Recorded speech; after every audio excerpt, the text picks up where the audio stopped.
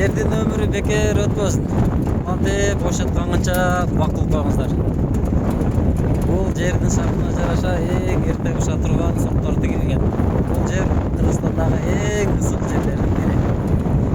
Март айында кичине жашараттагы эфемер өсүмдүктөр өсүп, ошол бойдон боз талак айланып калат. Ошол жерде жашыл бакка айланып аткан Мастаканын кооперативи. Бул жер 20 жылга 243 токтом менен өздөштүрүүгө алынган.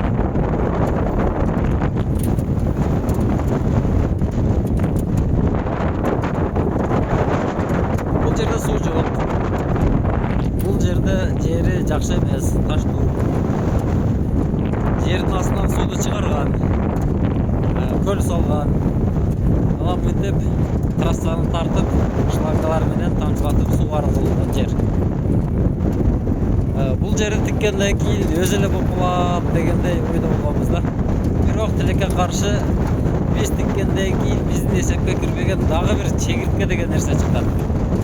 Мына ушул чегиртке аябай баягындай шаштын алдында бул жердечи. Ар бир 2 күндө дарылашка туура келди. Бул жердин зонтиги бар деп коюшат элдер. Мына тоого жаңгыз атат.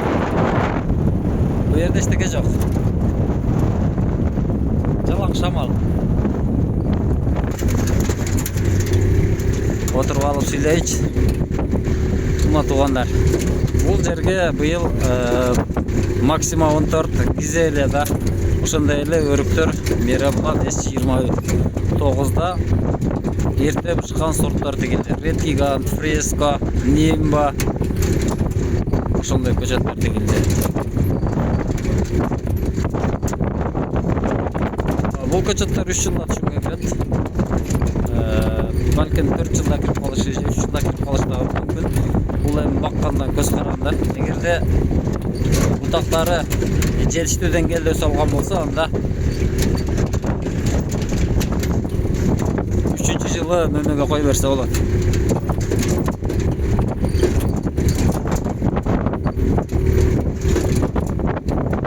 Bir bak, 1 гектар bak. Подключ расход $6000 менен бүтөт. Эгерде чоңураак болсо, андан азыраак болушу мүмкүн. Бул жерде азыр столбалар коюлуп, ток тартылып келатат.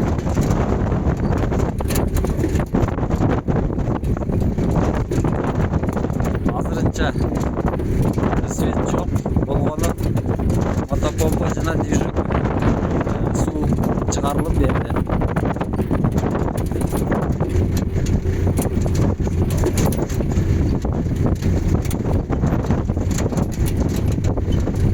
Буюрса, бул жер 3 жылдан кийин туугандар. Дүпөйгөн капкара бакка айланат. Азыр тийишип атам акама. Фуран алып келейинби десем, кийинки жылга дейт. Ошондо настроениясы жакшы болот. Түшүнчү, азыр бул жерде жалаң расход, жалаң акча сарптамай. Али бол жок, али ол жок. Али мындай. Чындыгында ушундай бак кылыш оңой эмес.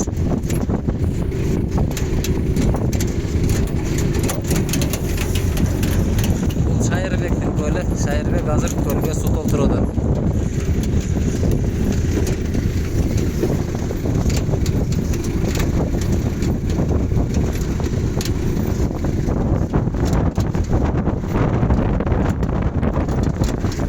Мастаканын көлү.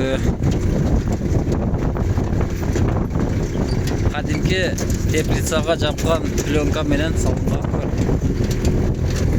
Азыр эми кийинки бакка өтөбүз эми. Ал жактан жаңы репортаж болгон туугандар.